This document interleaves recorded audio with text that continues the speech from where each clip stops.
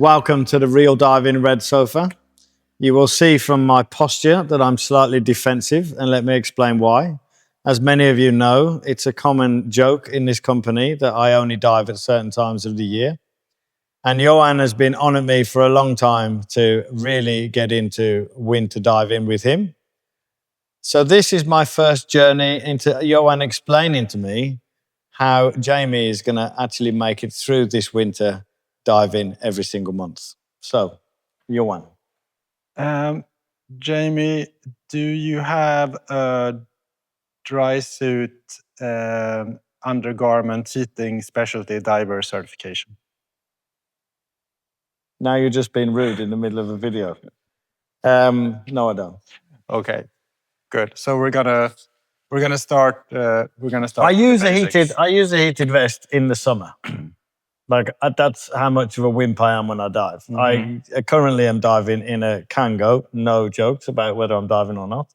In a Kango with a heated vest underneath. And I find that to be a really, really good combination. But obviously, in the winter months in Scandinavia, that might not suffice for the stuff that you wish me to partake in. Okay. And by the way, just to be clear, whatever you make me wear, you're buying. So that's fine. I think we're going to start with a bit of a history lesson for you to understand how lucky you are. So, like many other things in diving, heated undergarments come from technical diving and cave diving, and nowadays it's available for people to buy. So, this is a heated vest or a shirt, I guess, that I made myself 25 years ago, and it's got some cables running through here. This still works. It's fine. The issue with this is that it has no protection whatsoever. It has no fuse, no thermostat, so you can get yourself barbecued or electrocuted. Nice. So we're not going to use this one. Good to know. We have something better. Yeah, okay. Oh, hang on, man.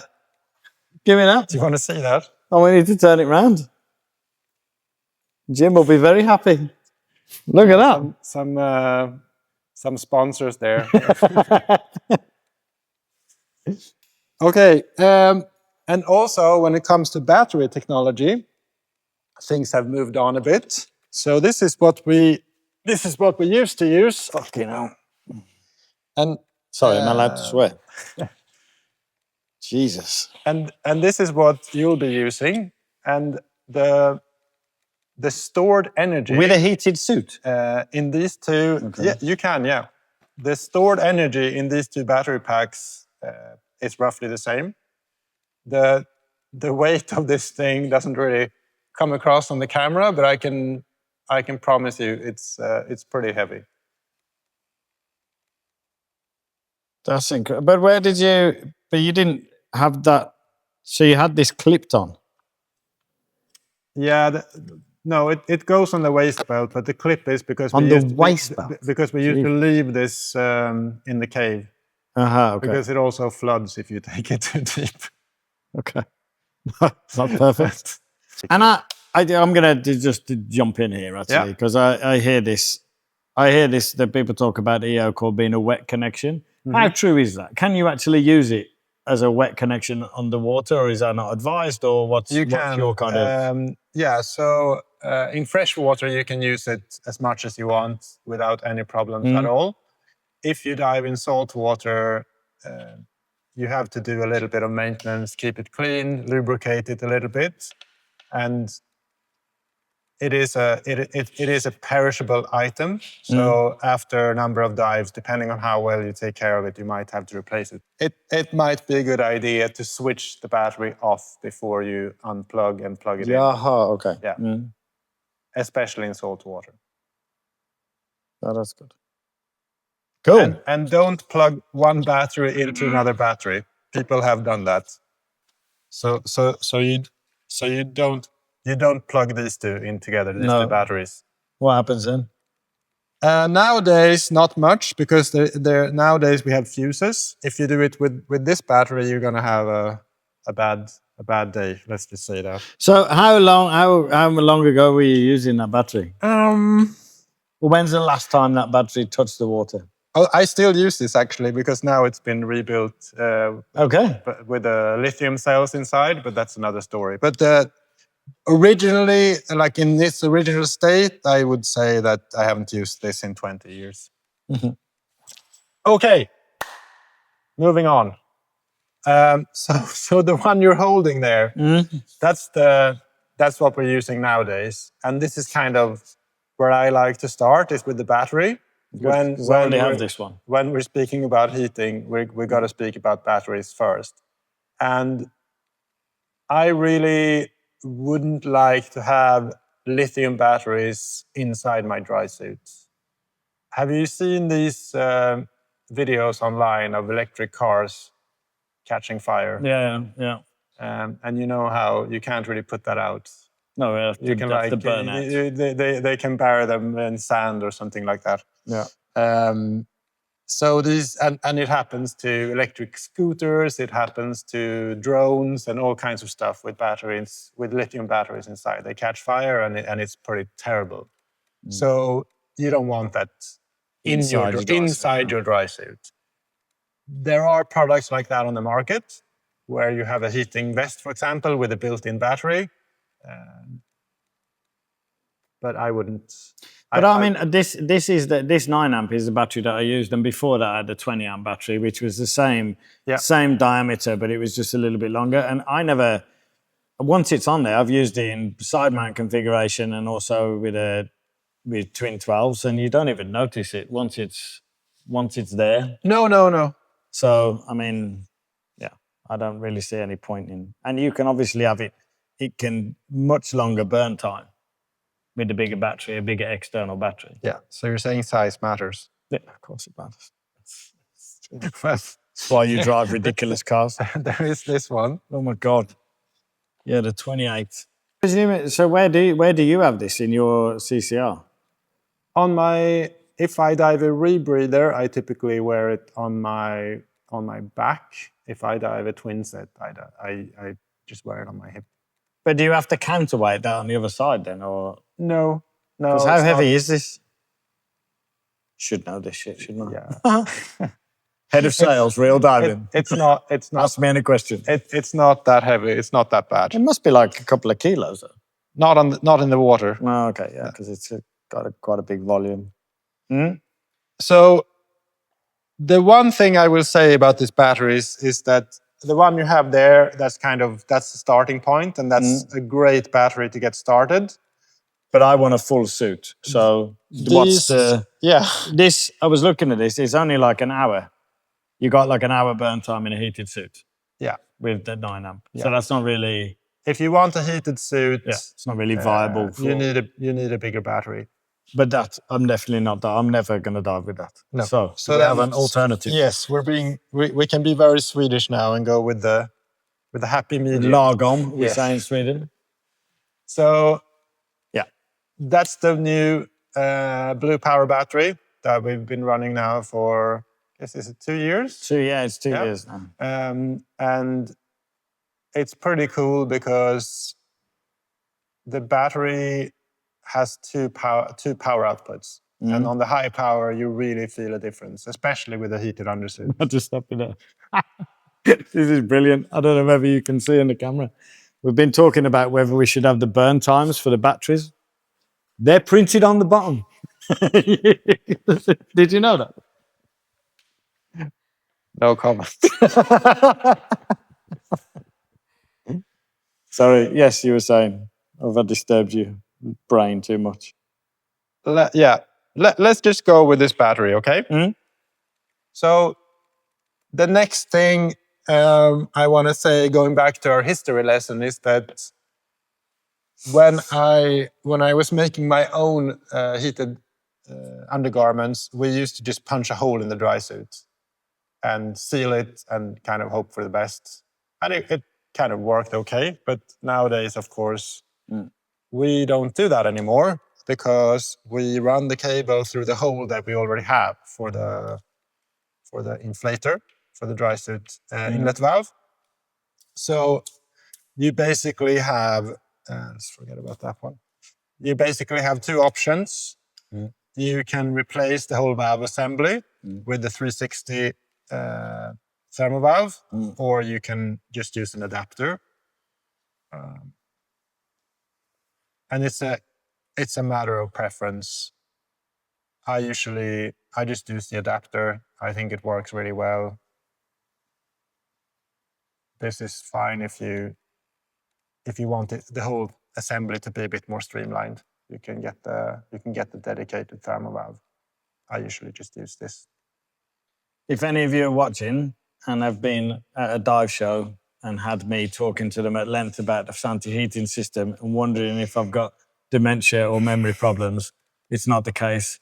He's trying to sell it at the same time as have a conversation with me. So I do know what I'm talking about. But that's cool. I mean, I've already used I use a thermal valve because I find that it's a lower profile. Yeah. So, yeah. I guess what I'm looking for now is I'm not interested in deep technical diving anymore. I'm not interested in the mine stuff, but I am interested in doing more over the winter. So for me, it's mostly recreational diving, twin 12s or even a single, and a little bit of deco sometimes. So maybe we're talking like a run time of hour and 15, hour and a half. So, but as you know, because we've been friends a very long time, I hate feeling all stuffed when I'm diving. Yeah. And that's the thing about winter diving that annoys me is just the getting ready. Yeah. So I've been looking at the Flex 2.0 in combination, maybe even in combination with a vest. Is that advisable or not? Or do I need that for that? Yeah, that's a really good question. So Good one. I've been running a vest and a heated undersuit in conjunction for redundancy. To have a backup. And I've tried just because just to know what it's like. I've run them in parallel, so both on at the same time. For you, I would say that it doesn't make a lot of sense to have a vest and a heated undersuit. And it's like, where are you going to put the vest? If you put it on top of the undersuit, it's not going to do much. If you put it underneath, you're actually going to diminish what the undersuit is doing. Do you know what I mean? The only thing I'm thinking about is I like wearing, for my type of diving, which is fun. I mean, these days I'm purely recreational. So the Flex 2.0 is slightly thinner than the BZ, the 420. Not slightly thinner. It's much thinner. Oh yeah. And to me, it's a much more comfortable suit for me to wear just to dive. Yeah. My concern then is, of course, I'm not doing dives where I need redundancy necessarily. But if my battery doesn't work, or if something happens in my system, the BZ 420, even without heating, is a viable viable undersuit in any temperature. Yeah. Certainly to end a dive. Yeah. And without long deco. I'm not sure about the Flex 2.0. So that's in my head. I'm thinking, I have a boss that's making me do this, so I'm not going to pay for any of this shit. So I can just wear whatever I want. And then I'm thinking, if I had the Flex and a vest underneath, then that wouldn't be an issue. Because if it was, I could just turn the vest on. Yeah, and that's not wrong. There's nothing wrong with that. And the vest is going to give you a lot of added passive heating as well. Yes. So if you add this to the Flex, it passively heats your core at the same time, even when it's not running. So that there's nothing wrong with that. This is the nice thing. I would say that looking at all these products, it can be a bit intimidating at first because there's so much to choose from and different combinations. But it's also, the advantage of Santi that everything is approved together as a system, and you can configure it how you want, and you can use different combinations. Only if you're using the Santi batteries, to be clear. Yes. So you can use these two together. They're even matched for you, so you got a nice uniform look for the But dive then you sites. would need a double connector. Yes, yeah, for sure. Yeah. And So you'd need to run two batteries. And you need two batteries. Yeah. But you could, theoretically, you could run a 14 and a 9. Yeah. And the 9 could run the vest because that would still give you kind of bailout. You could do that. So one thing for anybody who's bored enough to be watching this to point out with the full heated suits is they actually come built in ready for the gloves. So you don't have to have a second wire for the gloves, a wire that runs through. It's already built in there. So if you're not using the gloves, you just keep these tucked away. But if you do want to use gloves, you can just pop them in. That is really convenient. Mm. And I think maybe you'll be more likely to actually use the gloves when you have the heated undersuit because it's just super convenient and they run off the same power source. So for you in choosing between these two, I would probably lean towards the Flex. Although, because you live in Sweden, you live in Småland, it's a part of Sweden where it gets proper cold. And like your local diving in the lake, it's really cold. People do, it's like 2 degrees there in the winter. Well, Tiff has told me that this winter she's going to take me ice diving in Betten. So, exactly. So for those really harsh conditions, sometimes this might be a better choice. But I think overall, you can supply me with whatever equipment you like for a winter. Overall, for you for a winter season. And also doing some diving in the UK, in Stoney, Cape and Ray. Yeah. When you travel there, I think for sure for you the Flex is the better option. And the other thing that we got to keep in mind is that when I use this stuff, the majority of the time that I spend in the water, I'm just staying still because I'm doing decompression. When you're swimming around or you're diving with students or you're guiding people, it's a completely different thing. When you're moving, it makes a huge difference. And also this suit is going to be, it's just going to be way more comfortable. You need less weight. And I was actually Jamie's tip of the day. We obviously deal with all of the warranty and servicing for these products. So we know what's coming through.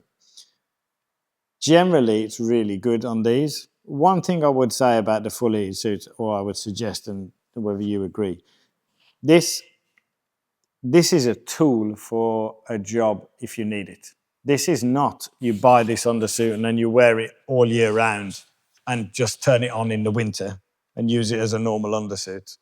I don't think that they're designed to be used that much. No, it shouldn't be your only undersuit. And really you have to look after a heated suit because, to be clear, the heating runs all over the suit. It doesn't go below the knees and it doesn't go below the elbows, but the rest of the suit has a loom running through it. If you just throw it in the back of your van or chuck it in your dive box, the same as you do with your normal undersuit, you'll have a problem. You will have a problem with this suit. You really need to look after the undersuits, the full undersuits, as if they were a very precious piece of kit. Yeah, we can maybe explain this a bit more by looking at what the vest looks like, because when you think about it, this is kind of, it's like a bib or like a baby bib. So you can see on the side that it's not connected at all. On the sides, there's no sleeves, there's no legs on this, obviously. It's just one big panel here and one big panel on the back. And then the wires that connect the front and the back go over the shoulders. So there's no part of this that's going to be exposed to any kind of movement. And like Jamie said, with the undersuit, there's just a lot more that these wires are going to be moving around. And when you roll it up, when you pack it in a bag, it's going to wear a bit more. So for sure, after a couple of 100 dives, this might need a check or like a service. Cool. So in the end, if we're talking about an experienced recreational diver that wants to do more in the winter and they're looking for that next step, because there's plenty of you out there that have already, because we know how many people have got vests. If you want to take that next step, probably for recreational divers, a good start would be the Flex 2.0. You've already got your vest to go underneath, so you'd need to buy a double connector and a battery for this. And then you'd be good to go. Yeah. And for me, I will never see myself diving with a 28 ton because it's not the tool that I need. It's overkill for what I need. Yeah. But the 14 amp is perfect. Good. So when are we going diving? I'm good. I'm good to go. Although I am. I'm ready to go because I think we've got a large short in the warehouse. So All I'm right. just going to take it today. Thank you, Johan.